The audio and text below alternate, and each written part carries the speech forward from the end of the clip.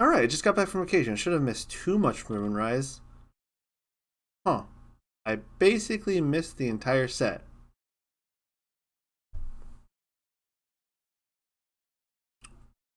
Let's talk about it. What is up, everybody? So, I was on vacation, so it's been a little bit, and I haven't talked about Moonrise at all, except for Blizzstrix, because I got that in my Clash box. So let's talk about Moonrise. I don't want to go through the whole set in this video. I want to talk about what the elements are trying to do, and some shenanigans and all that. It's a set review. Let's go into the set. Why wait, right? Subscribe to words. Subscribe to words. Subscribe to words, bro. Subscribe to Word. It's literally just us telling people to subscribe to words. No! Alright, I just finished recording this. I realized it's like an hour and a half before I edit it, maybe down. Enjoy! Also, subscribe to words. Right. So we're going to start with Lunar because that's the bulk of the set and the majority of what's interesting. Now we have Lunar cards that we've already seen a lot of these guys from Shattered Stars, stuff like that, but we kind of complete the entire line of Lunar. So briefly, I see kind of 3, maybe 4 Lunar decks coming out of the set. We have something in the sorts of, there's a lot of aggressive Nexus strategies within Lunar. So you have the Nexus strategy that kind of works around like Posthumous, Artemis and stuff. You have next strategy around maybe Fulgorix, Doppelganger, but you have a lot of aggressive stuff with things like Full Moon, which we'll get into as we go through the set review. So Lunar is trying to do, like, there's aggro stuff. There's a lot of aggro stuff in Lunar, and there's also a little bit of a control engine with the Lunar Phase deck. So Lunar has either super kind of Nexus aggro strategies or slower control strategies, and not as much mid-range as we've seen a lot of other elements do. Let's start with Nobby. Pretty straightforward. We've seen Nobby. We love him. He's a 4/1. When he receives Lunar, you give Elestrals that are not Lunar or Solar Enchanted -2 attack to the end phase, and if it destroys an Elestral in battle, you special end to Doppelganger. Which is fine. The issue with Nobby is it can't really knock over good defensive Elestrals, but sending in a Doppelganger and kind of a pseudo-cryoverse strategy is pretty decent. It's kind of like a Viserys, where instead of getting another Viserys out, you're going taller, so instead of going wide, you go tall. And its tall has to be good to do that. Now, Doppelganger is a pretty decently powerful tall. It's a 5/4 for 2 Lunar. However, Elestrals that are not Lunar or Solar Enchanted get -1 attack for each Lunar Enchanting Doppelganger. So it's effectively a 7, and it makes all your opponents' other Elestrals less than 5, generally. Which makes it a pretty stable body as far as attacking over it, which is nice. And again, it's just a quick send off Nobby tagging over things. If you're tagging over things with Nobby already, Doppelganger should be pretty sturdy on board unless they have exactly some kind of removal card. So I do like Nobby into Doppelganger. Additionally, if Doppelganger receives a Wind or a Lunar in a Nexus, you can ascend into Fulgorix. I have mixed feelings on Fulgorix. So Fulgorix is a 10/6 for 2 Lunar, 1 Wind, and Elestrals that are not Solar or Lunar Enchanted with the rest of the line get -5 attack. Which -5 attack is basically saying all your 1-drops have 0 attack, all your 2-drops are like 1-drops, and all your 3-drops are like 2-drops for attack stats, sort of. You can Nexus a Wind or a Lunar, which is fine because that'll trigger its third effect. It's got 3 effects. This might be the first Celestial with 3 full effects. So when this Fulgorix receives 1 or more Lunar or Wind in a Nexus, you can target an opponent's card and put it to the bottom of their deck. So Fulgorix can potentially be a 1 turn during your opponent's turn, like combo with Nobby into Doppelganger into an Altar into Fulgorix, setting up for a following turn where you go Fulgorix into pop another card maybe, or you want to combat with it. I think Fulgorix has a really powerful Nexus effect, the ability to both Nexus and using its effect. So it's a 3-drop Nexus effect, Celestial, basically. That has the best form of removal in the game, which is putting itself on the bottom of your opponent's deck, making it probably the most difficult way to interact with the card in the entire game is putting it in the bottom of your opponent's deck. So I think it's really good. I think it's got really good stats. It's a fake 15. It's got Pantera attack stats. The difficulty will be how you get it out. I think through Doppelganger is fine. I think it can potentially be a pretty powerful aggressive card, a la like Pantera, where the downside is it doesn't get out as easy as Pantera, and Pantera doesn't really care that it's misenchanted, but it has more utility than a Pantera. So I think Fulgorix is fine. I think the other 2 cards in the line are really good.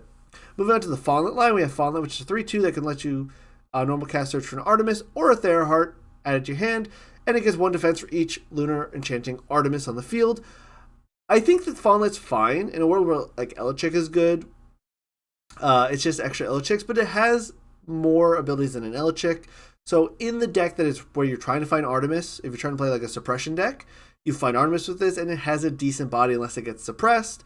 So it still loses to like a Spectaris and other shenanigans like that. But otherwise, it has potentially a 5 to 6 body, maybe even higher if you have multiple Artemises or you're in a mirror match. And the ability to find Theraheart if you're already full on Artemis and don't need it is fine. Theraheart's kind of interesting. Theraheart's a 6/4 for 2 Lunar.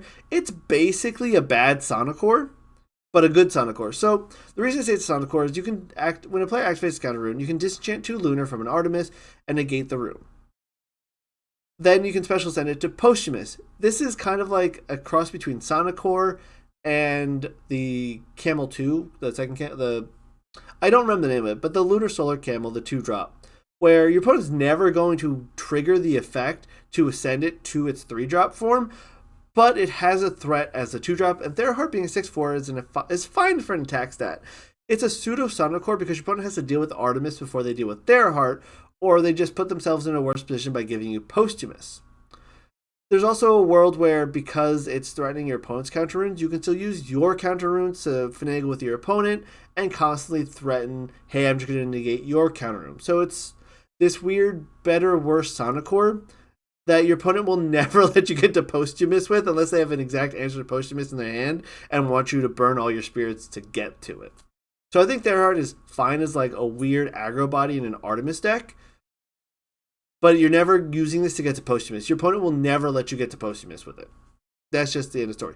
Posthumous, however, is a really good card to go with Artemis, to go with the Lunar Nexus stuff. Because the Lunar Nexus card, which we'll get to, Comalis, searches for literally the Spectral archetype, I believe it's called, the little ghost symbol. And Posthumous is that type, so you could potentially play Artemis, play Comalis, search out Posthumous, and then the following turn ascend into it. Or maybe you rise from the ashes, your Comalis, do the Nexus shenanigans, get Posthumous, ascend over it. Now you have an unaffected by counter runes beat stick that can also pop cards. You have Artemis to play because you're playing a Nexus deck. So it's this weird kind of almost Celestial card with protection from counter runes, allowing you to actually beat in this turn it's played. The downside to this is, unlike Celestial, which can pop 2 to 3 cards, this pops 1 card a turn and causes you to disenchant. So there's a pros and cons there. I think Posthumous is good. I don't think it's going with Theraheart to get to it. I think you're just playing a Lunar Nexus deck to hard ascend into Posthumous. I think Posthumous is a fantastic card. It just needs a proper home to really see play. All right, moving on to the next 3 cards. We have Voldus, Volumbra, Volclipse. And if you saw the release video, I had a hand in making this archetype, this line, so I will talk about that maybe in a separate video. I do like these 3 cards. Specifically, I like Voldusk. Voldusk is probably the best of these 3 Elestrals, where Voldus is 1/5 for 1 Lunar. When you cast a Lunar phase, which there's 8 of them, draw a card and return Lunar from your Underworld to your Spirit deck. It can be activated twice a turn. So this gives you either card or spirits back based on what you're playing. This kind of makes cards free on either cards in hand aspect or free for cost, which is good. This kind of makes a really interesting control utility card within a Lunar Phase deck. And I think you run Voldusk in a Lunar Phase deck, but Volumbra and Volclipse are a little bit harder to include. Volumbra itself is a little clunky where you discard Lunar Phase during your main phase. You can special send it from your Voldusk to Volumbra, and then if you have Lunar Phase Moon or Full Moon, you can special send it to Volclipse. Volumbra is a complicated, weird mix of a bridge. It's just okay. It's honestly just okay. You could play one of it because I believe there's a way to search it in the Lunar Phases. Playing one Volumbra is fine, but the payoff to do all that is to get to Volclipse. And Volclipse is another card that's just fine. It's a 6/12 for 3 Lunar. It's in reality going to be a higher attack stat because for every different Lunar Phase in your Underworld, it gets 1 attack. You can shuffle 8 Lunar Phases with different titles from your Underworld to your deck in order to return an opponent's field to their hand. So the payoff to doing the entire Lunar Phase deck is potentially a board wipe and a 3-drop, which is fine. The issue is getting to Volclipse is the hard part. Or rather, there's 2 hard parts in this deck. Get to Volclipse, get 8 different Lunar Phases in your Underworld. There are cards that can accelerate you and get you to those lunar phases, but that means you're playing a lot of lunar phases that you might not want to play otherwise. So I think the payoff and the card is Volclipse is great, but at the moment there's not enough consistency tools to get to Volclipse and get you to 8 different lunar phases in Underworld simultaneously. You kind of get either Volclipse pretty simply, or you get to 8 lunar phases a little bit easier, not both at the same time. That's the hard part of the deck. I think Volclipse is just fine. Maybe it gets better in the future if we have to find more ways to dump specific cards from our deck to our Underworld. The Voldus is great. The rest of the line is just okay. Unfortunately, we'll see what happens. But Voldus will definitely see play. Volumbra, Volclipse wouldn't surprise me if they see very little. Gloombat, we know Gloombat from Shattered Stars 9. Lunar Caster here, I've been playing with this card. I think Gloombat's great. It's a card that you very quickly side in or out of, depending on what your opponent's playing. In aggressive Lunar strategies, it's nice to have the option to play Gloombat as a special cast to start popping back row for your aggressive cards to start hitting, like your Leica Voids, like your Posthumuses, well, maybe not Posthumus, but Volgorics, other shenanigans. It's nice that Gloombat exists, Draking even. Even as like in a quick ascension, sometimes, it's a decent card. It's a card that, depending on the people playing around it, it will be good or bad. And it's like, if your opponent says, you don't have it, cool. Don't have to play around Gloombat. They're going to load up their back row. And then you surprise, have Gloombat. It's going to ebb and flow based on player base is what they're actually doing. The card is always going to be just fine. Sometimes it's great, sometimes it's terrible, but that means it's just fine. Phasmacore is interesting. It's an 8/1. When it's destroyed in battle or by an opponent's card effect, you can expend Lunar, and if you do this turn's end phase, you can special cast from your Underworld. So it always will come back, but it gets really expensive really fast. So it's like you hard ascend in Phasmacore, they go Cryoblast. You pay 2 for Phasmacore, obviously, pay 1 for its effect, get 2 more spirits to put it back into play. That's 5 spirits. They hit it with a Cryoblast again next turn, let's say, or an Eddy, let's say. You have to do that again. It's another 3 spirits. It's another, like, it adds up really fast, where I think it's a good card as like a one of in some scenarios, but not being able to find it and search for it and ascend into it quickly and stuff like that makes it really clunky. I think it's cool. I think it's interesting. I think it will run away with some games if you're lucky, but overall, having 1 defense and all these position switch effects in the game right now makes it pretty easy to run over, which means you're just going to be burning yourself for a lot of spirits. It is, however, a good way to get into 3-drops pretty easily. Once you ascend into this, it's going to stick on board and just do its thing. All right, next up, Hypnosum. It's 1/1 for 1 Lunar. When this Hypnosum is destroyed, you can special cast from your Underworld in attack position, Misenchanted. It's a bad foamy, but the biggest benefit to this card over foamy is the fact that Hypnosum doesn't require more cards in your deck to use. So foamy, you have to have a bunch of water 1-drops to play. Hypnosum just says, hey, I exist in your deck and I will stick play from battle generally, like a foamy would. However, I'm coming back with a Misenchant. So you want to be playing this in a deck that's running multiple elements of spirits, or 2-drops that have different elements. So like your Joblins, your Drakings, other shenanigans, like anything that has hybrid spirits would be good for this card. It's just okay. It's a bad foamy with some significant pros to foamy, where you can run 2 Hypnosum and not worry that you don't have a bunch of other Lunar 1-drops in your deck. Unlike for foamy, where if you run 2 foamy, you go through your foamies, you're done. I think that's interesting and unique, and I think it's good enough to see some fringe play in Ascension decks maybe, and that's about it. All right, moving on to Ectopossum, which is completely different from Hypnosum. It's preformed. So Ectopossum is a 3/3 for 2, which is terrible stats. However, if it's sent from your hand or deck to the Underworld, you can expend a Lunar and special cast it from your Underworld. So if you self-mill this, or Golden Applet from your hand in like a Farrageist Reanimator deck, you discard this from your hand, special cast it, and then special cast a Farrageist from your hand, giving you more consistency in like a Reanimator deck with apples. That's pretty cool. It is pretty expensive and its stats are pitiful. So I see a couple of things you do with this. You either put it in a self-mill deck as a way to get extra aggression going. So if you play like Lunar Frost self-mill, play Moralith with a 6 attack on turn 1, let's say, you discarded, I don't know, Amp Up, probably more likely a Lycan form, play Moralith, happen to mill an Ectoplasm, maybe another card that can special cast from Underworld. Put them into play, Morlith over something, and then punch with your Ectoplasm for damage. Punch with maybe 2 Ectoplasms if you're lucky. Punch with the Cedar Sword, which we'll get into later. And just put on a really aggressive self-mill deck that is basically Let's Go Gambling deck. Otherwise, it's bad. I think it's fine. It's really cool. And again, Farrageist Reanimator with Apple and Comagma and stuff. Other than that, it's kind of mediocre, I want to say. We'll find out when we actually start playing with it more. Toxiri. I think Toxiri is really good. A 2/4 for 1 Lunar. When you're cast the Toxiri, you can search your deck for a Dense Fog, add it to your hand. That's already great because Dense Fog is solid and it allows you to play less Dense Fogs. But you want to play more Dense Fogs with the next card. So maybe you do run the 3, but finding Dense Fog is great. And then additionally, which is the more important effect for Toxiri, suppressed Elestrals get -2 attack and defense. So this means that you can play a suppression kind of control deck where your Artemis all of a sudden suppresses and reduces stats if you have a Toxiri in play.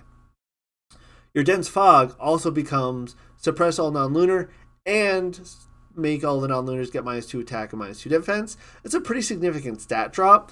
Now, Toxiri is generally not going to be able to run over the things itself, but it will be able to kind of just, your Artemis keeps them from attacking over your Toxiri, keep things suppressed, your follow up with the Spectaris, or follow up your Spectaris with the Toxiri. Obviously, your Spectaris is now this giant battle trick suppression guy. So a suppression control deck with Toxiri, Artemis, some other cards, maybe even Night Venom, which we'll get to in a second, is looking pretty cool and interesting. Not going to lie, I think suppression control is going to really tick a lot of people off because no one likes going against control decks, but I think it's a really fun way to do a control deck that kind of loses to good stats and other Lunar cards to some extent, but has some play around where you pop their Artemis, you play Lunar enchanted cards, all of a sudden the deck can fall apart, so there's some good counters to it. So let's talk about Night Venom though. Night Venom is a 6/6, which is fine. 6/6 is pretty good stats. Having equal attack and defense means it's eddy proof to an extent, and it's a 2-drop. You can discard a Dense Fog in order to target and destroy 2 cards. While you have at least 2 Dense Fogs in your Underworld, this Night Venom cannot be targeted by an opponent's Invoke runes. I have mixed feelings about Night Venom. I am going to say Night Venom I don't think is great, because the ability to destroy 2 cards is reliant on how many Dense Fogs you can draw. Additionally, you do have to ascend something into Night Venom. If you play Toxiri, ascend Night Venom into Toxiri, you have to hold the Dense Fog in your hand. You can't even set it for a rainy day. You have to hold it in hand to use for Night Venom. So I think that's clunky, and without more Dense Fogs with titles maybe down the line in the future, I don't think Night Venom is going to be good until we have more access to more Dense Fog cards, if those come out ever. Though, if you do happen to get it set up and get the Night Venom out early, being immune to Evoke runes is nice, and destroying 2 cards at once like a Galvenom is nice, and unlike Galvenom, you're not paying for the destruction, you're just trading a card. So if you trade your Dense Fog for the Gorgon's Gaze, that feels fine. Whereas if you're trading 3 spirits on your Galvenom for a Gorgon's Gaze, that feels kind of bad. So pros and cons, I like Night Venom, I just don't think it's that great yet. Maybe down the line with more Dense Fog support, if that becomes like a more like combo oriented or more consistent archetype, I should say, I very much like this. Next up is Werepup. Now Werepup and Like a Void go together, but Werepup's on this page, Like a Void's the next, so let's just start with Werepup. It's a 3/2 for 1 Lunar. When you normal cast the Werepup, you can search your deck for a Lunar Phase.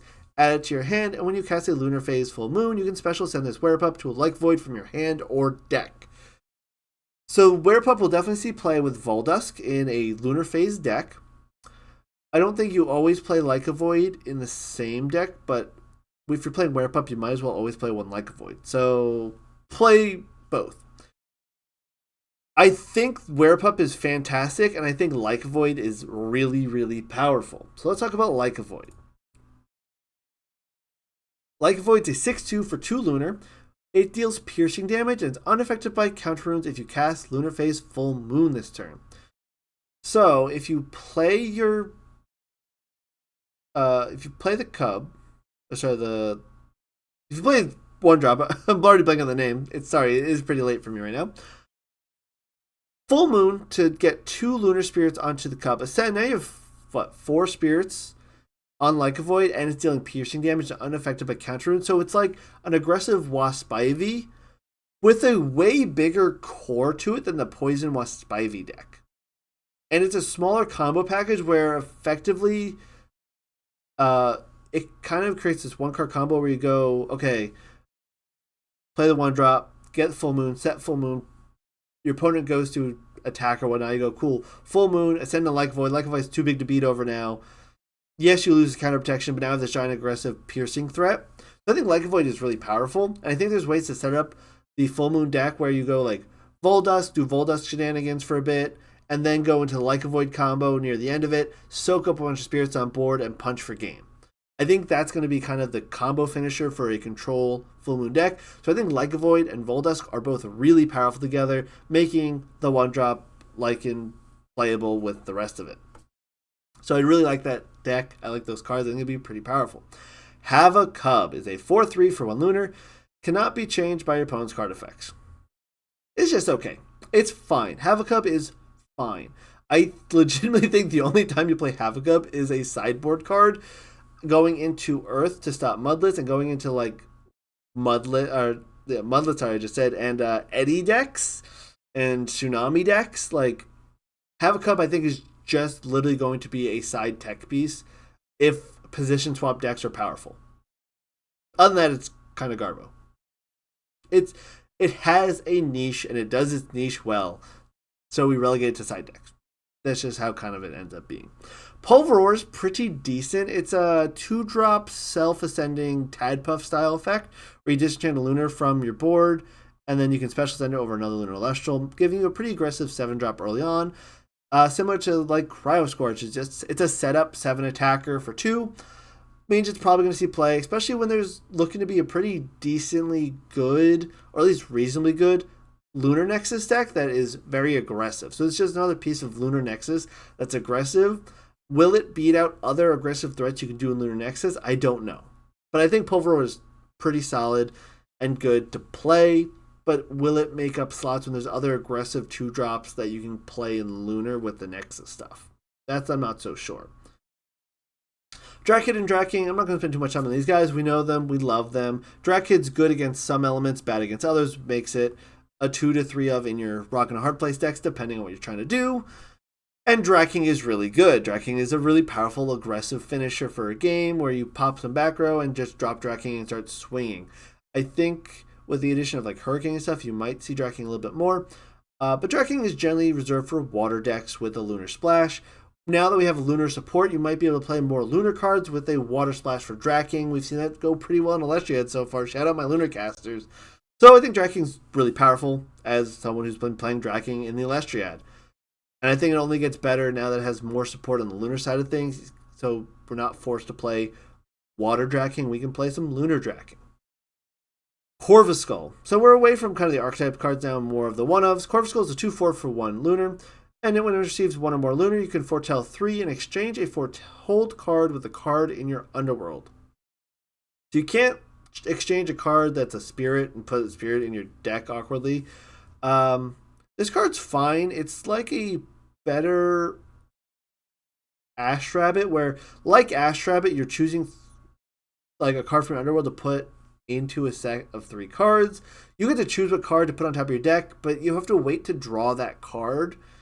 So, like Ash Rabbit, you can look at cards and get cards back from your underworld, but now you have agency, but you have to wait till your next turn to get it.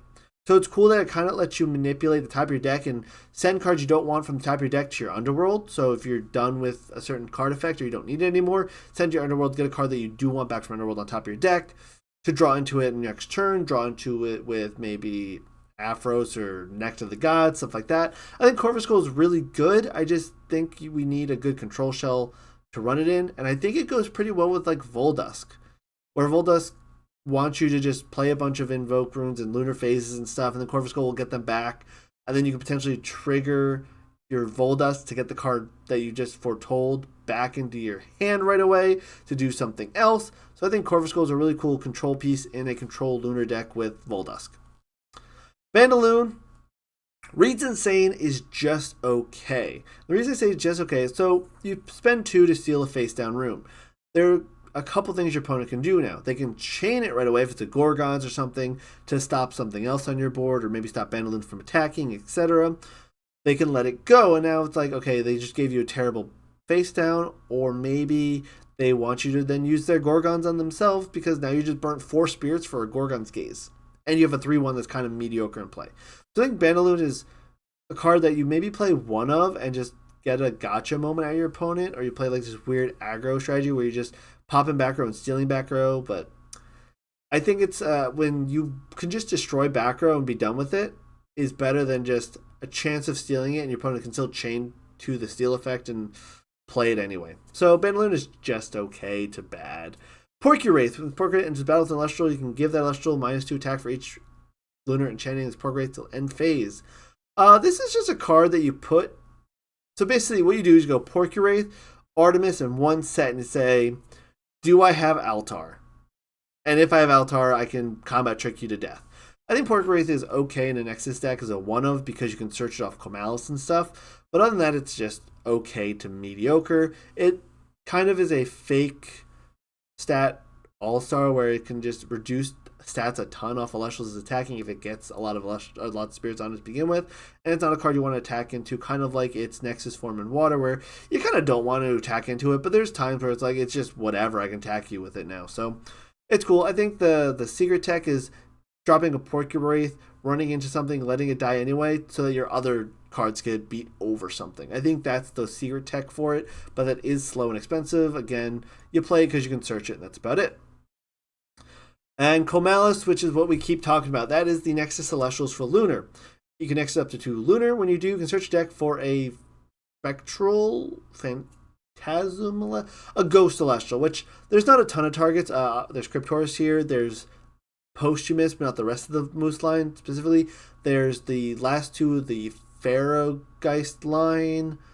There's like 8 to 10 targets for it, but they're all good targets. And specifically, there's good 3-drop targets for it, which kind of like you do with Exaltus is you play your Divine Rune, Nexus to this card when it's beneficial, Protective Return, Ascend into 3-drop. Or if this is already in play for a turn, cool, Nexus 1 to it, get a 3-drop over it. Comalis is really good. There's a lot of interesting to decent Lunar Receive cards and cards that like to have extra Lunar Spirits on them. So I think Lunar Nexus will be a really good, aggressive deck. Maybe it gets some control elements with like Porky Wraith, but I think Lunar Nexus is going to be aggressive and really good at popping 3-drops out with maybe some other shenanigans.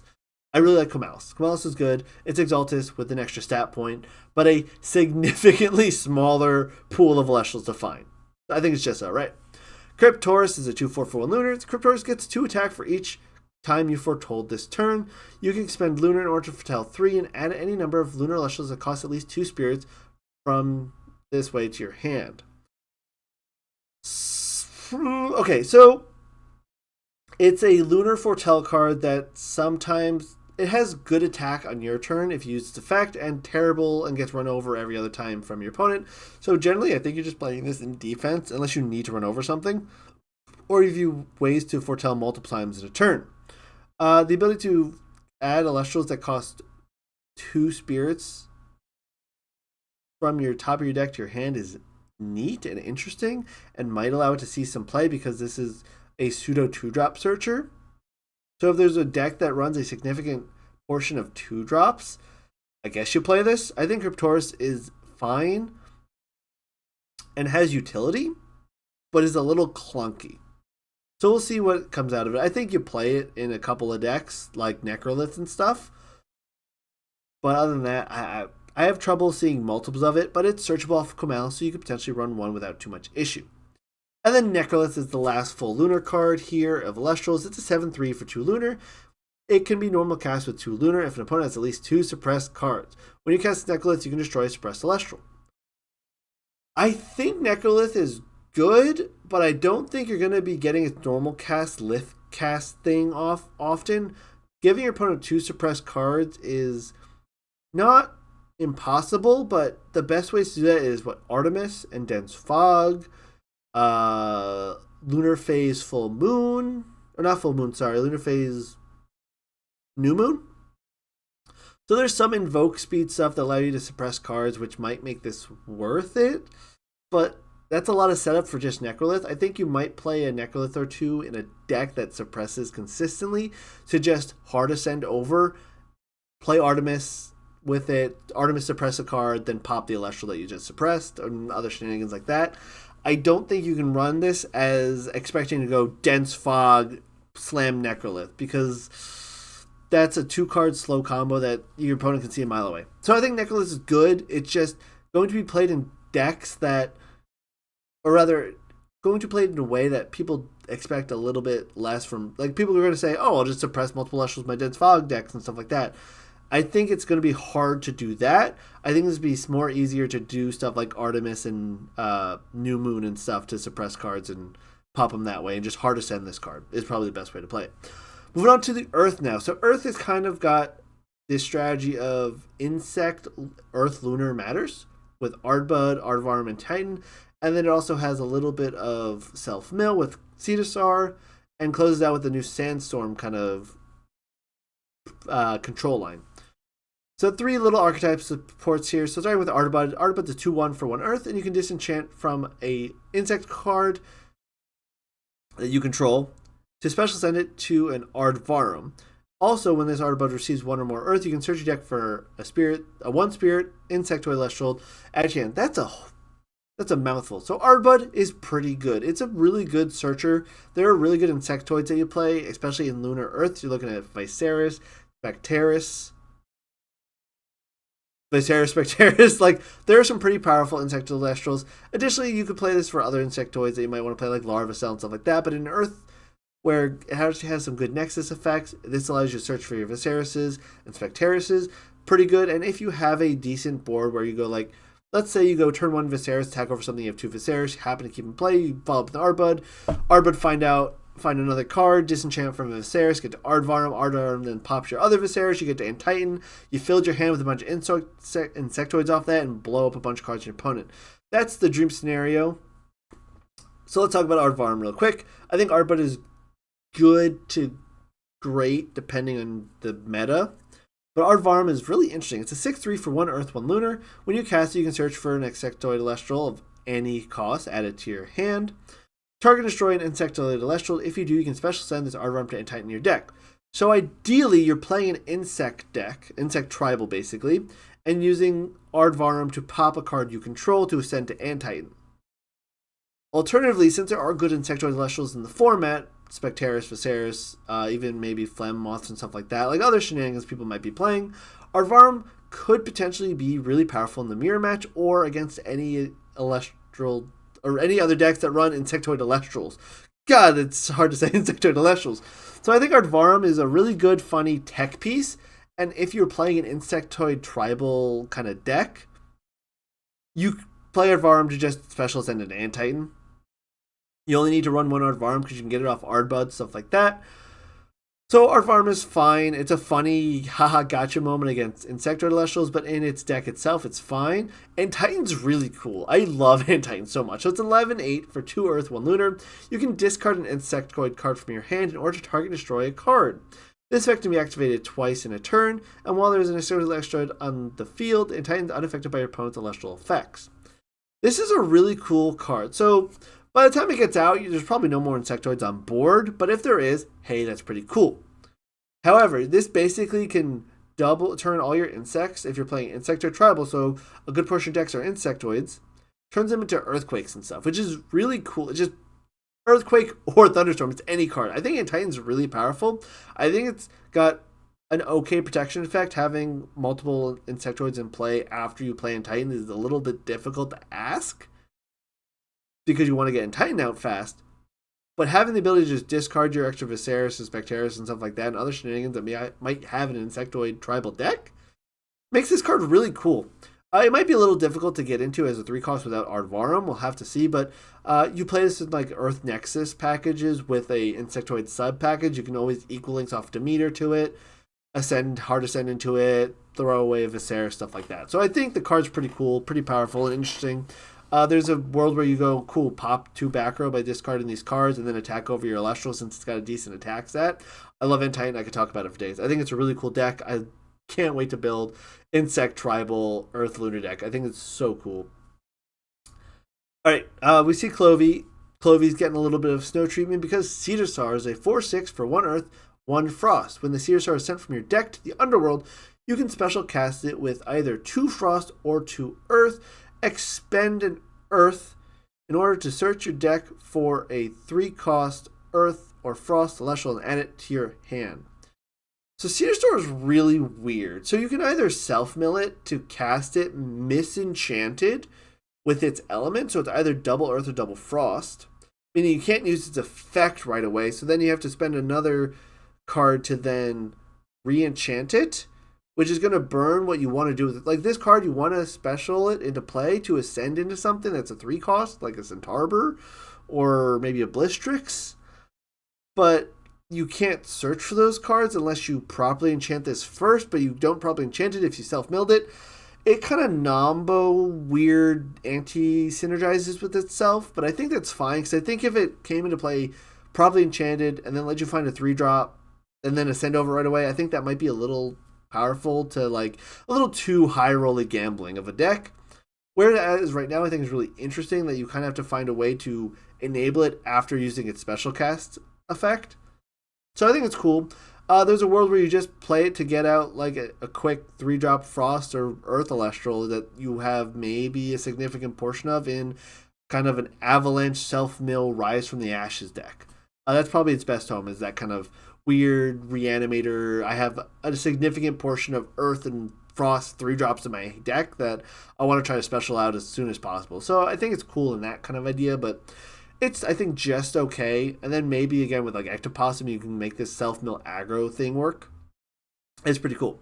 Cactobro and Cactobrum are weird, interesting cards. So they work with Sandstorm, but I don't think that's why you play these cards. So Cactobro is a, when your opponent activates counter rune, you can disenchant Earth from this to negate the rune. If you find a way to constantly fuel this, it's pretty cool, but it just gets run over by everything.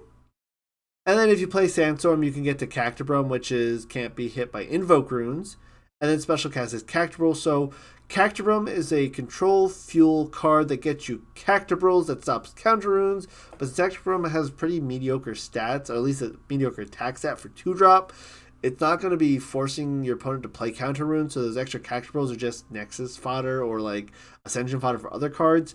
I think these guys are fine. I think there's maybe a home in like a Sandstorm deck with these guys that might be just okay with Findust and Hypofin. Just okay. Not great. Cinder, we know him, it's 3/2 and receives 1, mill 3 top cards. That's fine. Salashade is really cool. Salashade's a 3/3 for 1 fire, 1 lunar. Gets 1 attack for every Celestial in your opponent's Underworld. When a player casts a Celestial, the opponent must send it to the top 3 cards of the deck to the Underworld. So this could bite you in the butt against if self-mill Frost stuff is good.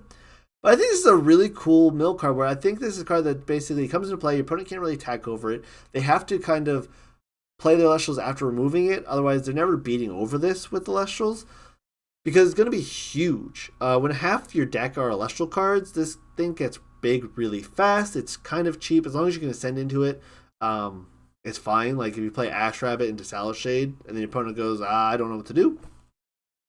It's a big beat stick for 2. That's really what it's going to come down to. And maybe it's a mill win condition that says, okay, if I can't beat you by milling, at least I have a payoff for having you have milled so many cards. So I think it's a really cool card. I think it's fine. Maybe not amazing, but solid. Bellaby and Fornax now. So Bellaby, I think, is just okay. So Bellaby says that Wind and Fire Enchanted Elestrals get 1 attack, so it anthems everything by 1, kind of like a stadium in a sense. And you can target a Wind or Fire Enchanted Celestial and give it that it's unaffected by counter runes until next turn. So it gives unaffected, so it basically gives the Wasp Ivy text to stuff, but you need to have the board first to play Bellaby, so you need to have the board set up for Bellaby, but then it's a card that I think takes too much setup. And Fornax, however, I do really like. The 4/7 for 1 fire, 1 wind, you can spend wind in order to return an opponent's card to their hand. That's all you need to know about this card. The ability, it's a 2-drop that just says, I can bounce a card every turn from your back row, is pretty good. And then additionally, you can, when you cast an Celestial Rune with at least fire or wind, you can give it some decent attack stats. So you can potentially bounce a back row, play like a Nog, give it an attack stat to back attack over something. I think the effect of a 2-drop to bounce a card every turn for 1 is pretty good. We don't really see a bunch of like other 2-drops that have removal effects outside of like Kreisbohr, which sees some fringe play.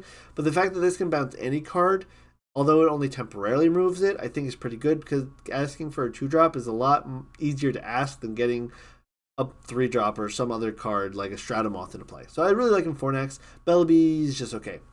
Torchin is hilarious. The 1/1 for 1 fire, and when it declares attack, you can return fire spirits from Underworld to your spirit deck to the number of enchanting fire in your field. This card is really good and really bad. So you can attack something in defense with it to trigger to return spirits.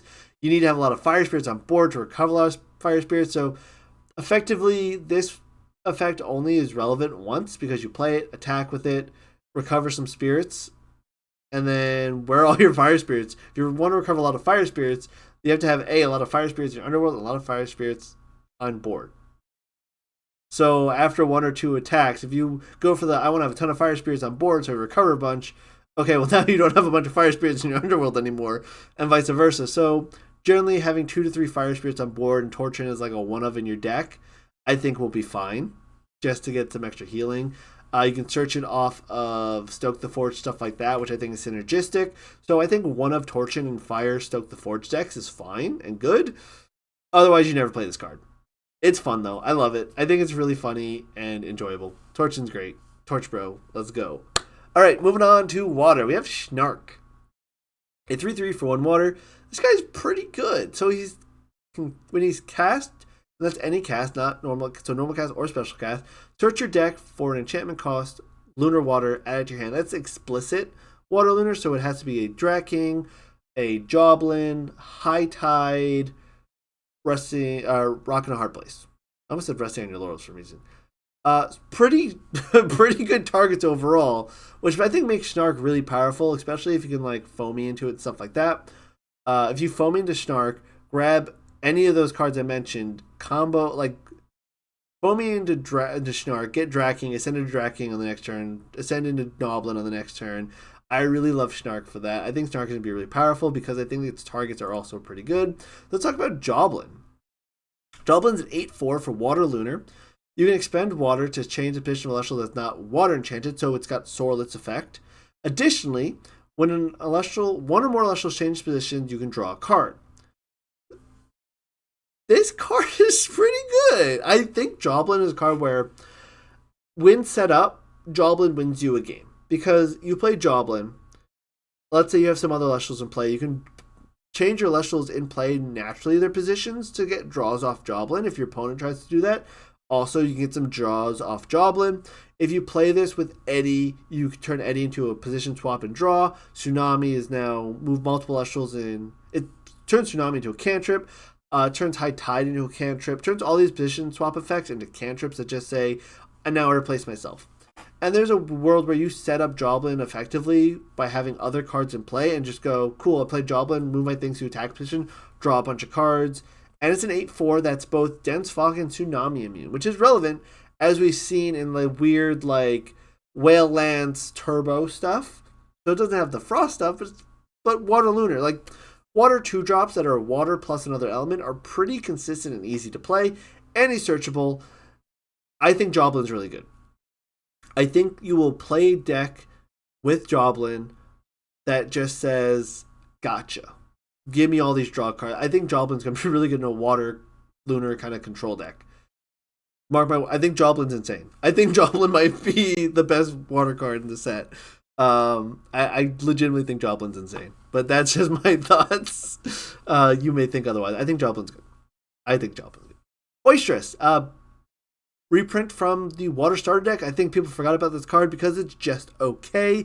It's got a big defensive booty. This is worse Fawnlet because all that extra water is coming from generally your Divine Room. So he's fine. If you're playing this card, it's because you're playing the Nectar Distillery, which is actually decent. It's a 4/8 for 2 water. It's got that big booty. Water likes to have those big 8 defense stats with like the Lith.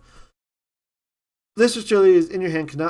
This Oistillery in your hand can special send from your Oistress if you also disenchant water from your field. So if you have like anything on board, basically. over an Oysteress. You're generally not sending this over an Oysteress. You're going to do like your Locagon shenanigans with like Rise from the Depths and stuff to get it out. And you can discard a water card to target and destroy a card. So it's just a fine, just you play this, pop a card, it's in defense, your opponent's not getting over it, pop another card the next turn, start swinging, stuff like that. I think it's a good end game finisher for water. I don't know if it replaces any of the other possible cards you're playing in water in the 2-drop slot now, like Draking, Joblin probably, even Locagon, stuff like that. But I do think it's a good card. I don't know if it will see play because of the other things, but it's really good to have an Elestral that has an Elestral destruction effect to it. And then on a 2-drop with a lot of defense that also synergizes with like Galaxy and stuff, I think Australia is a good card. I just don't know if it'll see play with other water 2-drops that are also pretty powerful. Starbit and Starbit now. So Starbit base form, I guess, is a 1/1 for 1 water. This Starbit gets 2 attack for each water enchanting it. You can Nexus up to 2 water. When the Starbit has 7 or more attack during main phase, you must either destroy it or special send it to Starbit Supernova from your hand or deck. So it's cryolinks type things where it gets to an attack stat and then poof, it extends. The hard part is you're going to need to get Poseidon out with this to make it worthwhile. And what's the payoff? Why are you playing this other Water Nexus cards over like Aphros and stuff? And that's because it goes into Starbit Supernova, which is a 7/2 for 1 cost, but it's not really a 1 cost. It's realistically more like you can treat it like a 2 or 3 cost. And that's because it cannot be normal cast. So that's not normal sending, not normal casting it. You have to special it out with either Starbit's effect or maybe like a Rise from the Ashes or other special cast effect. When you special cast the Starbit with another Starbit's effect, it gains the effect that the Starbit would be destroyed. First, you can Nexus all your spirits from it, and then if you do, you draw a card, then it's destroyed. So there's no reason to play Starbit Supernova outside of the Starbit effect, except I guess it's a decent attacker for Rise from the Depths deck, but how do you get it in your Underworld then? The cool part is that if you get Starbit into Starbit Supernova, all the spirits on Starbit you can push somewhere else if it's destroyed and replace the card that you lost for ascending the Starbit in a sense. So I think that's really cool. How good that is probably just okay because you're spending so much to get Starbit Supernova into play. All the spirits are going to go on your Poseidon, and then your Poseidon's going to get P-Gusted. Or they're going to P-Gust your Poseidon, and then you have nowhere to put the cards. Or they're going to blow up your back row. I think Starbit Supernova is really good, but I don't think there's a deck that functions well enough with it yet. The best deck I could think of would be a Rise from the Depths deck, but with no way to actually put this in your Underworlds consistently, I don't see it being as great. There is a funny thing you do with Rise from the Depths where you can go Starbit, Nexus from Poseidon to it, pump it up to 7, get Starbit Supernova, then you play Atlantis, Rise from the Depths to get original Starbit back, Nexus Spirits back to Starbit, and send Starbit to another Supernova. That requires you to play 2 Starbit Supernovas, which I don't think you want to do. But I think that's a really cool combo to get really aggressive in water, so that's kind of cool as a interesting little combo shenanigans that also then replaces all your spirits and pushes them around and draws your cards. But that again requires you to play multiple Starbit Supernovas, which you don't want to do because they will get stuck in your hand at some point and feel miserable. But that's a cool combo.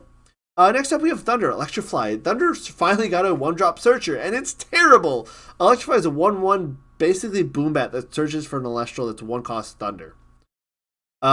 This is, your Peliquarius.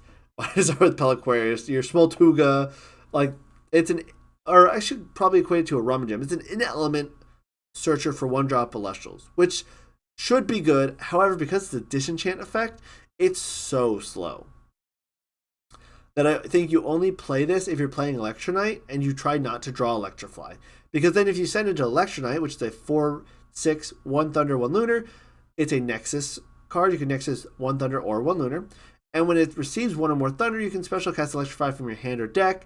And when you activate Electrify effect, you can draw a card. So I think you put 2 Electrifying a deck that you run Electronite in for the chance that you can go Electronite into, okay, it received 1 Thunder, put an Electrify out, Nexus 1 Thunder to Electronite from a Zeus, get another Electrify out, disenchant both to find some Thunder 1-drops, and draw a couple cards, and then hope Electronite does you the rest of the game really well. So Electrify I don't think is good, but if it sees play, it's because Electronite is really good. If Electronite is good, Electrify is all right and you play like 2 of them. Because you need to find a way to get to Electronite. And Electronite, the stats are kind of mediocre, but it's a really powerful engine, and paired with Zeus, you can beat over things with Electronite. So I think Electronite's really good. Electrify is only played Electronite's good. I keep saying that, but that's literally the case. Titanic Strike, this is kind of the linchpin, I think, of Thunderstorm decks. So we have Funglow and Brontoglow. Now we have Titanic Strike. So now we have lots of payoffs for playing Thunderstorm, and Thunderstorm is a good card. Play it more. I know people say Thunderstorm's bad and they don't want to use it yet. Thunderstorm is legitimately a great card, and I think people are just way underrepresenting how good it is. Just the ability to go 1 for 1 on back row and then allow you to go more aggressive, especially now with like aggressive decks like Dry King in the mix. Thunderstorm is playable right now and people aren't playing it. And Titanic Strike adds to that playability, adds another Thunder Dude you can play. You play as a Brontoglow, Funglow with Quackle, stuff like that. You can refund all those costs. But the ability for Titanic Strike to just go, I cast Thunderstorm and destroy an Celestial for 1 more is pretty powerful. Please play it. I think Titanic Strike is really good. And it's got really cool art, so it has to be good. The last Thunder Celestial is Magaros, a 2/4 for 1 Thunder. You can access 2 Thunder. When you do, you can foretell a card that equals the number of Thunder enchanted cards on your field. Add 1 Thunder Invoke Rune, foretell this way to your hand. So this is another Joblin, Race to the Top kind of esque card. It's not super consistent, but it's pretty good, and Thunder's been wanting a good Nexus card. So if you have a deck that's running Zeus, Race to the Top, Mount Olympus, Thunderstorm, I think Magaros is instantly an auto-include in that deck because you have multiple good targets to hit with it. Combine this with your Titanic Strikes, with your Elechiks, your Rabbits, your Zeuses, you have a pretty powerful Thunder Nexus package back. I think Magaros is pretty powerful. I think it's going to be good. The downside is that it can whiff pretty easily, and you also need to have some setup ahead of time. So you want to have Zeus in play. You want to have your Mount Olympus already in play, because Magaros plus Zeus is just foretell 2, which means you have a high chance of whiffing. I think you want to get this to 3 or 4, but that's hard to ask of unless you literally go like Rabbit, Rabbit, Rabbit, Magaros. So it's a card that's playable and will be played and see good amounts of play. I just don't know how good it will be. It's kind of a, do you play 2 of them or 3 of them situation? But you do play some amount of them in Thunder Nexus. That's where I think it's at. Windjin and Tornadin. I really like these cards. So Windjin is interesting, where it's when it receives 1 or more wind, you can name a card, then foretell 3. If 1 or more of the cards of that name foretold this way, you can add them to your hand and special send it to Tornadin. The funny thing you do with this card is put it in either a fruit deck with all your Ambrosias, or you put it in a Lunar Phase deck and always hit with Lunar Phase, which is hilarious. The other thing you do is just you play like First Light shenanigans, and you know then what's on top of your deck, or you play some other foretell card before you play this, or you play this, foretell, whiff, and then Nexus to it and get it right. So I think it's a really fun gambling card that Windjin is just okay, but Tornadin I think is pretty good. I think a lot of people might be sleeping on this card, so it's an 8/2 for Wind Solar. That Quick Ascends, which makes it kind of like a Cryover, which makes it an 8/2 Cryover. So I think that's what makes it good. Got good stats. Its effect is just alright. So you can expend Wind or Solar in order to search your deck for 3 cards with different names. If you do, you can add 1 random card from your hand and shuffle the rest to your deck. Your deck's filled with good cards. So if you get to Tornadin and you use Tornadin's effect, you basically can go, alright, I'm going to name Ambrosia, Gorgon's Gaze, Earthquake, or I'm going to name Earthquake, Royal, Boombat, or I'm going to name, you name 3 cards with some redundant effect, or 3 good cards that you wouldn't mind getting no matter what. And that's why I think Tornadin's actually pretty good. You expend 1 to get Ambrosia Gorgons or PTA, or Ambrosia Gorgons, Earthquake to your hand every turn while Tornadin's in play. And it's an 8/2 body that can attack over things. So I think Tornadin's pretty good. I think people are sleeping on it because it's random, but when you're picking 3 powerful cards that you can use right away or almost right away, I think it's good. I think Tornadin's very good. Windjin's just okay, but the fact that Windjin special sends a Tornadin makes Windjin playable. So I think Tornadin's really good, Windjin's just okay, making the combination pretty decently playable. Carrion's a 1 cost 3/3. We all know Carrion from base set. Maybe, because no one really plays it. He's okay as like an attack stopper where you play carrying and defense. If your opponent has multiple Elestrals, they attack into it, and then they have to either choose to lose one of their own Elestrals or stop attacking. So that's the only time carrying sees play. It's all some one of play in win decks, and then got cut like immediately in base set. So carrying is just okay, but the reason you play carry on now is for carry off. It's a 5/3 for 1 Lunar, 1 Wind. When your carry is destroyed in battle, you can special cast carry off from your hand. You can expend 2 Lunar in order to target an opponent's Celestial and take control of it to the end phase. So I think carry off is pretty good. And the reason is not because the special ends over carrying. You just ascend this over whatever. Steal an Celestial. And now you have quite a few things you can do with that Celestial. So either you play carry off, steal the Celestial for 2, maybe play Nectar the Gods off of it, and kill their Elestral by getting advantage off like other cards like Nectar the Gods and other Invoker and stuff like that. Or you steal their Elestral to open up the board to now attack for a bunch of damage.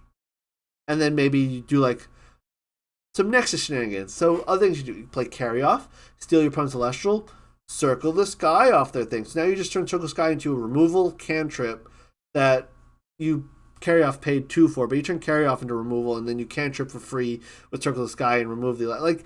I think there's really fun combos you do with carry off that I don't think makes carry off necessarily great, but I think it's good. I think carry off is just good. I could see people playing carry off as like a 1 or 2 of in a Nexus deck that can take advantage of stealing Elestral, Nexusing off of it right away, or using those Elestrals that you stole for cost for other things. Alright, Aviolith. We're on to the last Wind Elestral here. It's a 4/6 for 2, and it can be normal cast if your opponent has 2 face down runes, which is pretty often, right? How many Ash Rabbit set 3s have you gone into? And when you cast Aviolith, you can draw a card for each face down rune in your opponent's field. Its stats are okay. 4/6 are fine. You play in defense. The draw effect of this card is interesting because if you play Aviolith and they go, all right, to Aviolith chain, I chain my Dense Fog, you don't get as many draws as you think you're going to get with Aviolith, or they Gorgons your Aviolith on play. So I think Aviolith is just okay, but it's a card that makes you always have to think about counterplaying playing too many face downs at once, which then leaves you open to Tornado, Thunderstorm, Equilinks, and other rune removal cards for aggressive decks. So it's going to be a card that Aviolith's going to be good if people don't respect it, similar to Gloomat and Hurricane, which we'll get into later, and bad when people respect it. So your mileage may vary. I think Aviolith is fine, not great. But I can see a world where you just play it and win a game because you just drew 3 cards to your opponent's like 3 PTAs or something that they don't want to cast on the Aviolith because Aviolith isn't threatening stat-wise. Alright, moving on. Snowlet, Ashbrow, Blistrix. This is my favorite Frost line. So if you know me from my Frost decks that I've played, I have a Emperawatt, Self-Mill, Reanimator, Shenanigans deck that I play with Emperawatt. Move aside Emperawatt, we're playing Snowlet, Ashbrow, Blistrix, and going gambling every game. So Snowlet is a 4/2 for 1 Frost. You can receive 1 or more Frost with it. You can send the top 3 cards from your deck to the other world. So you're self-milling. Then, Ashbrow and Blistrix both say that when they are sent from your deck to the underworld, you can send them over their previous form. So Ashbrow over Snowlet and Blistrix over Ashbrow. And you get basically Let's Go Gambling Ascension mode. Ashbrow additionally is a 7/4, so it's got fine stats. And you can expend 1 Frost in order to send top 4 cards of your deck to your underworld. The dream scenario is that you play Snowlet, mill Ashbrow, ascend Ashbrow from your underworld, use Ashbrow's effect, put Blistrix into play, and you just paid basically 4 spirits to get like an 11 or 12 attacker on the board that also has the ability to remove cards from field by sending cards from your underworld back to your deck. That's really good. I really think so. Blistrix is really good, but it's also a let's go gambling deck, which all self-mill decks are. So the self-mill deck is basically you're looking at like Morliths, Snowlets, maybe Ectopossums, maybe Cedar Sores. Yeah. I think it's fun. Gambling. Let's go gambling. Let's go gambling. But yeah, Blistrix is 12/6 for 2 Frost, 1 Wind. And when it's sent from your deck to Underworld, specials ended, obviously. And its pop effect is return 3 Elestrals from Underworld to bottom of your deck and destroy a card, which is good. Like, it's a free pop if you get to it, but you have to gamble to kind of get into it. And then there's Morfrost Scorpio form, which is 2/2 for 1 Frost. When you cast Morfrost, you can discard a Morfrost from target an opponent and set its base defense to 0 to the end phase. During the opponent's end phase, you can spend 2 to destroy the Elestral. It's PTA on a normal cast that costs an extra card, but you want to discard Bat. So you normally go in like play Lycan to get Morphrost, Scorpio, and Bat, to then play Scorpio to play Bat's effect to get your other Morphrost back into play, which is now a Lycan, which is weak stats, and then pop an Elestral at the end. The fact that this pops an Elestral in the end phase, I think, is what makes this card from really powerful to, like, if this popped an Elestral for effectively a normal cast and a discard right away, it'd be really good in Morphrost. The fact that it waits till the end phase makes it probably just okay. However, the fact that you can use this with Bat form to get a low cost, like another Morphrost into play, allows you to get over defensive Elestral, so this kills Rabbit without having to expend, and you have 2 attacks to get over Rabbit now, so it helps you swarm a bit with Morphrost, on top of also being able to possibly out problematic larger Elestrals, which Morphrost struggles with right now. So I think Scorpio form actually makes the Morphrost deck more viable, but I don't think it's amazing. It's just a really good utility card that Morphrost, I think, will appreciate a lot of. Moving on to Kakare. 4-1 for 1 solar. This Kakare cannot be suppressed, and when you activate First Light, you can special sense Kakare to Draco Ray from your hand or deck. Specifically says activate. So this is effectively when you put First Light on the chain before it resolves, it will send a Draco Ray, and then you will cast First Light and First Light effect. So it makes it so that you still get to get your First Light effect. Basically, you're not shuffling away whatever your First Light is, basically. It's an activate, not a cast effect. Relevant. Next is Draco Ray, which is 7-3 for 1 solar, 1 fire. When you cast Draco Ray, you can turn 3 solar from your Underworld to your Spirit deck. It's a 2-drop healer, which is fine. And it has an additional effect because that's a 1-drop effect, right? During your draw phase, you can spend fire to special send it from Draco Ray to Dragalgus. So it's a weird Quackle/Sluggle that also has a Siracoons type special ascension. I think that's fine. Just okay. I think it will see play. I just don't know how much play. And then Dragalgus, I think we'll see some play in this aggressive solar fire possible deck. Dragalgus is a 13-5, 2 solar and a fire. You can expend fire to suppress each face-up card an opponent controls until the end phase. So everything your opponent has is now suppressed. And then enchant solar to it from your Spirit deck or Underworld to up to the number of suppressed cards this way. So if you suppress 3-4 cards in your opponent's deck, Dragalgus is coming to play with like 5, 6, 7 spirits and swinging really hard. So I think it's a really cool finisher. The problem is if they have good back row, that's face down. But if they don't, you just win off Dragalgus. I could see Kakare and Draco Ray seeing some amount of play, at least Draco Ray. Kakare, Dragalgus is a little iffy. I think Draco Ray is good. And if you're playing Draco Ray, because I think Draco Ray is just good enough where it recovers you spirits and is a decent attacker as an ascension point, you play 1 Dragalgus for the gotcha moments, I think. Armadon, Guard Dawn. Okay, Armadon I love. It's a 1/6. 6 defense. Generally, it's going to be a 6 defense. However, if your opponent tries to switch its position to beat over it, they're taking damage. And then you play like Tsunami or Altar of the Stars in your Solar Nexus deck to put it back into defense, and they take another damage. So if your opponent tries to Eddy this, or Mudlet this, or Altar this, they get pinged for damage. I think this is a really funny combo synergy card with, like, if you make this your 1 solar card in your Joblin deck, you just manipulate the position of this Armadon a million times, ping for 1, draw a card, ping for 1, draw a card, ping for 1, draw a card. I think Armadon's good. I think it's a card that will let you set up for Solar Nexus decks, especially with things like Altar. If it sits in defense, playing defense, next turn you go, cool, switch it to attack position, play Altar or just ascend over it, you ping for damage, and then you send over it into 2-drop. Is pretty good. The fact that basically right before you send over this defensive body, you go ping you for 1, then ascend is really cool and interesting. I think Armadon's a good card that will see some amount of play in at least solar decks, maybe in some weird position swap stuff, or as a counter card to things like Eddy and Mudlet and stuff like that. Kind of like how Havocub is a counter to position swap. Armadon's a little bit of a counter to position swap as well. Guard Dawn is a 3/8 for 2 solar, and you can get your Elestrals get 2 defense. That makes this a 3/10 if you normal enchant it. And when an opponent activates an effect that targets 1 or more of your runes, you can expend 2 solar in order to negate that effect. okay. The fact that it protects runes and gives defense stats is decent, but I think you'd rather play something like Lestragon. Generally, like if you can get to Gardon, you can get to any other 2-drop in Solar that I think just does a little bit more. It's cool if you get this plus another card. Like Novacore is cool if you get Novacore plus something. Gardon is cool if you get Gardon plus something. And the plus something's the hard part because you're spending resources to get this out. I think Gardon's a really cool design and really fun card. I don't know how good it's gonna be. But it's cool that it protects your Apollo, which is pretty important in Solar Nexus. So, maybe. It's of note, it is not ethereal. It is not searchable like Exaltus. If it's searchable like Exaltus, I think it would see consistent one of play in Solar Nexus. But without that, I think it's just okay.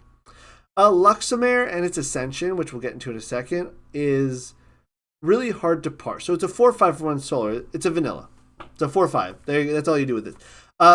When your opponent takes control of this Luxomare, you can special cast an Azazel from your hand or deck. So if you give this to your opponent using another card we'll go over later, you can get a 2-drop out, and you get the 2-drop, which is Azazel. Azazel is a 6/6 for 2 Solar, which is fine stats, and when you cast it, you can foretell 3 and special cast it 1 Spirit Solar Celestial foretold this way.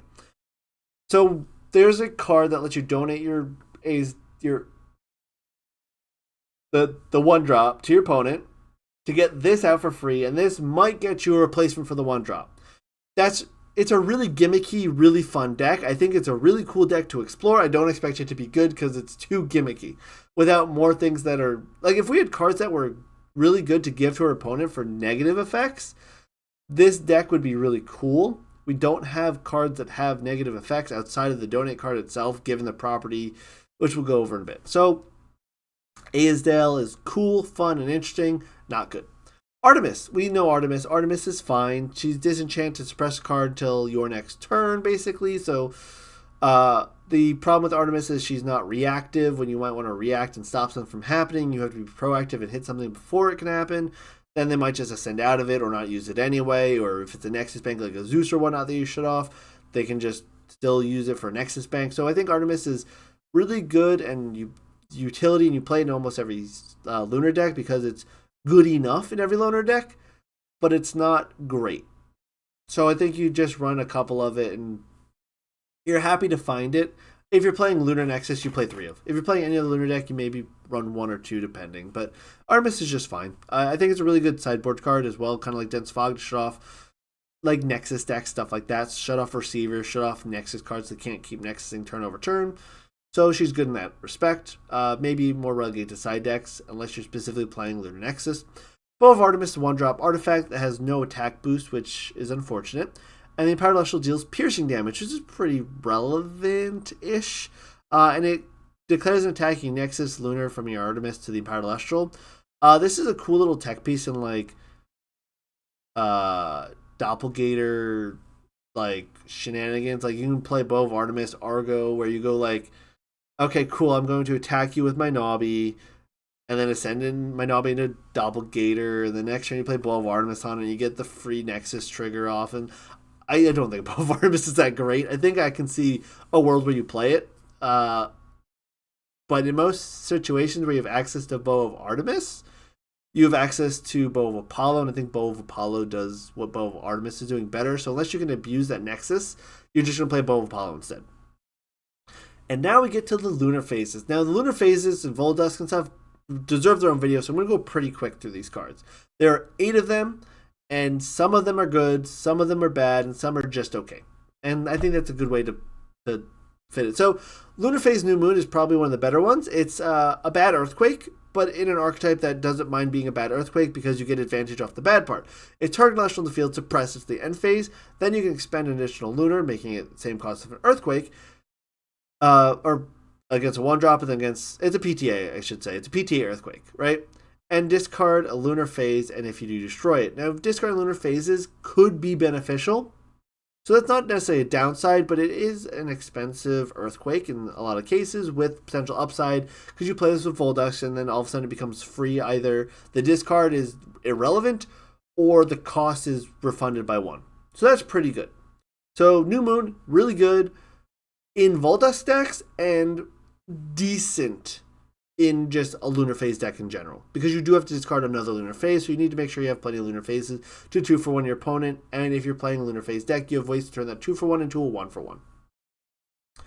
Waxing Crescent is a 2-cost counter rune that is a combat trick. So for every Lunar Phase in the Underworld, you give an Celestial 1 attack till the end phase. It's super telegraphed. Its maximum attack is like 23 boost, but you're not playing a ton of Waxing Crescents because you don't need them. At most, you're playing 1 or 2 of these if you're trying to do the Voldus stuff. It's just okay. It's probably one of the worst ones. Being 2 costs as a Lunar Phase is actually pretty impactful because most of the Lunar Phases refund themselves off Voldus. This one doesn't ever fully refund itself, but is a fun little neat combat trick that I will expect to see a 1 of in a Lunar Phase deck and not really much more than that. Maybe a 2 of, never 3 of. And then Lunar Phase First Quarter. It's a 1-cost draw card, but it's slow because it's on a counter rune. And then you can discard a Lunar Phase or return a Voldus, Volumra, Volclipse from your Underworld to your hand. So this has a world where if you have Voldus in play and you set Lunar Phase and Voldus on turn 1, you flip this on your opponent's draw phase and draw 2 cards, 1 off this, 1 off Voldus. So it's a 1-cost Nectar of the Gods, or it's a free 1-cost draw because you can refund the cost with Voldus instead of the drawing an extra card. And it has the upside of getting your Voldus back because you're not really using this for Volumber or Volclipse because they're not going to be Underworld. Voldus might be in Underworld. So it's a nice way to refill to get Voldus back.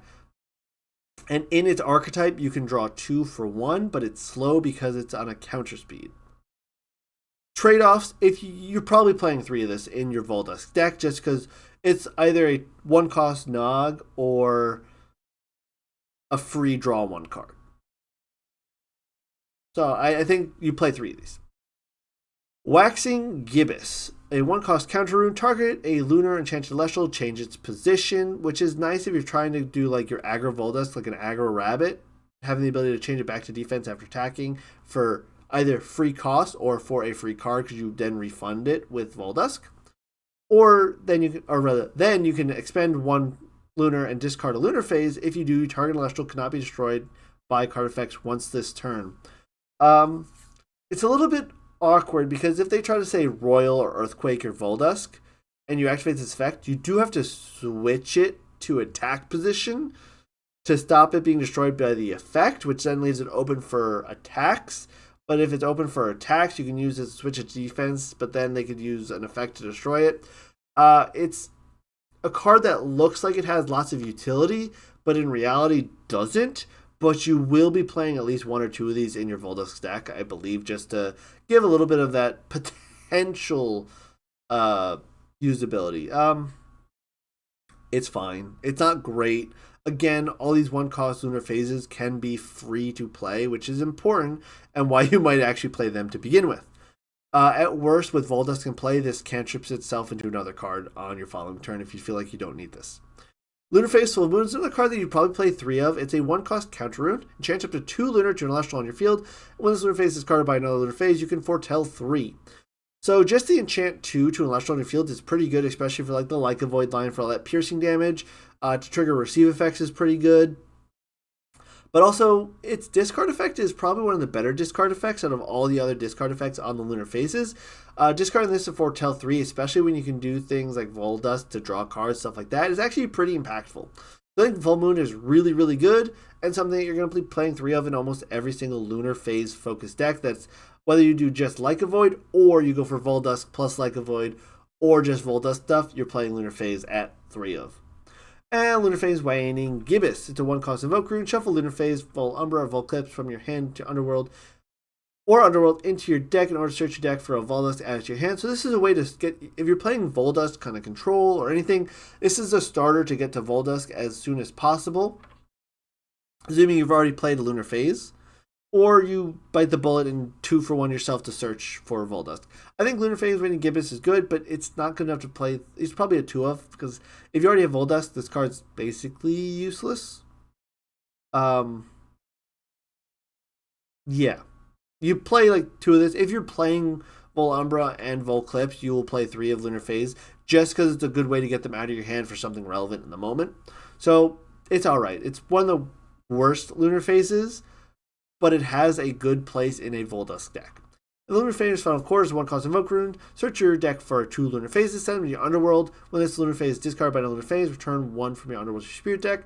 So this will kind of, with Voldus, make whatever Lunar Phase you discard plus or cast plus this, make it so that you recover 2 or draw a card, make this free as well, which is fine. The ability to send Lunar Phases from your Underworld to your Underworld from your deck is good if you're going for Volt Clips. So if you're playing Volt Clips, you play 3 of this. If you're not playing Volt Clips, I don't think you play this at all. So it's a really good card in a very specific deck. But again, Volt Clips, it's either really good at getting to Volt Clips or really good at dumping stuff into your Underworld, and not both, which is the hard part for Volt Clips. And lastly, Lunar Phase Winning Crescent is Ambrosia, but bad.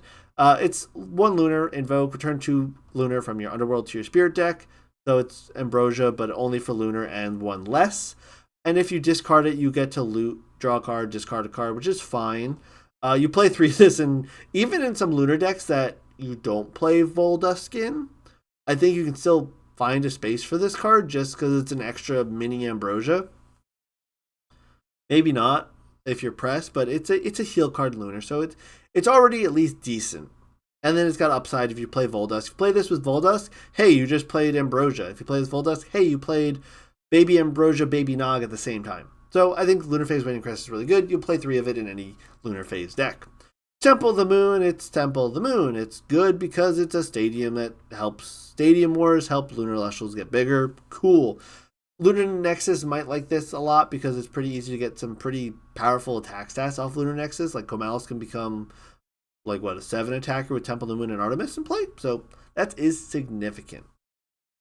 And on to the rest of the runes Divine Healing is a 1 cost, enchant 3 from your Underworld to Divine Rune on your field. So it's Ambrosia to your field, which might make it an interesting kind of, do I play this or do I play Ambrosia? So that is a trade-off you might be thinking of. Most circumstances, playing Ambrosia is better, but there are some weird Nexus synergies and stuff like that where playing Divine Healing might be worth it, especially if you have lots of cards that can take advantage of spirits on field or recasting Invoke Runes or casting Invoke Runes or counter runes off board, stuff like that. Divine Healing might see some play. I think Divine Healing is an okay card. It doesn't wow me, but it's fine. Spoiled Fruit is a 1 cost counter rune. Spoiled Fruit can only be cast when an opponent activates a card effect that returns 1 or more spirits from their Underworld to their Spirit deck. Negate that effect and destroy that card. Spoiled Fruit is going to be the Pandora's box of this set. It's a card that everyone's going to put in their side deck and nobody's ever going to find a space to use it. Now, obviously, there's a clear effective space to use this in. It's against anybody who's playing recovery cards, right? This, funnily enough, can hit Kerberos. This hits your Crackles, your Sluggles, your Jatagwas. And the fact that it negates and destroys is relevant. So that is pretty good. I think Spoiled Fruit is going to be a sideboard all-star where everyone's going to run 2 to 3 of these in their side deck, and then no one's going to remember to send them in, like Pandora's Box. But it's a lot more utility than Pandora's Box, for sure. So I think Spoiled Fruit's very good. I should caveat. Spoiled Fruit, amazing. Again, it's very specific deck. So it's either going to be a fantastic card or a dead card in your sideboard. You should never main this card, unless heal is that prevalent that you need to, but I don't think you main this card. No Stone Unturned. So 2 cost Earth Invoke Rune. It's Earthquake. No, it's not Earthquake. You search your deck for a Golem, Elestral, and add it to your hand. This is a really good card. This is your Aeolus for any Lith. Rummagem. Scavengem. I can't think of many other Golems outside the Liths and the Rummagem stuff. Maybe Rumacole. There's not a ton of Golems, but all the Golems are good cards. So I think No Stone Unturned is really good. There's some fun stuff you can do in an Earth No Stone turn golem deck, where again like Rummagem and stuff I believe are golems. Verdolith, if you play Nog, No Stone Unturned, bam, you can play Verdolith on turn 1. Stuff like that. So I think No Stone Unturned is going to see a significant amount of play in mediocre decks until other golems and other liths are more relevant. This is a way to search for something like Lavalith. But if your only search target is Lavalith, after the first No Stone Unturned, it's a brick. So I don't think you necessarily search Lavalith with it, but if you're playing like Lith Tribal, which could be cool, interesting, like a couple of Lith cards and 3 No Stone Unturns, that'd be a really fun deck. So I expect No Stone Unturned to see some play, if not now, down the line, if there's more Liths or more Golems that are just relevant to play. So No Stone Unturned, fine. Tsunami High Tide. 1 lunar, 1 water, invoke rune, chain submission of 2 Elestrals, then you can chant 1 lunar or water from your underworld to your field. This card's really good. It's Invoke Tsunami, which also it's 2 things. So you can potentially switch position of one of your Elestrals and one of their Elestrals, which could be relevant with something like Joblin. Could be relevant with just combat tricking your opponent, stuff like that. High Tide is just really good. The bonus to this card is if you have a good water or lunar receiver on board, it allows you to then, let's say Drotagwa, heal some water back, so Tsunami High Tide becomes free. Or with a Nobby, you just turn their Elestral into attack position and re-enchanted Nobby with another lunar. So now it's doubly a reduced attack stats, making it easier to get Nobby over, stuff like that. I think Tsunami High Tide's a really powerful card. The problem is setting up for it, so you're going to want to use Schnark and stuff like that to use it. It can be expensive if you don't have a receiver on board to help mitigate the cost, because a lot of the time this is going to be 2 costs, turn your opponent's Elestrals to attack position or to defense position to swing over it, and we have a lot of effects that do that for way cheaper. So I don't think you're going to always run 3 of these, but I think there's a way that this will see play because of Schnark, and maybe because of Noblin. Other than that, I'm not 100% sure, but I think Tsunami High Tide is a really powerful card going down forward in the future. Magnetic Force Field. 1 cost counter rune. If your opponent, you can cast it only if your opponent has faced a non-counter rune effect that causes you to expend spirits. Negate the effect, opponent must expend 2. If you're going up against Eruption, your opponent takes 4 for your 1 cost.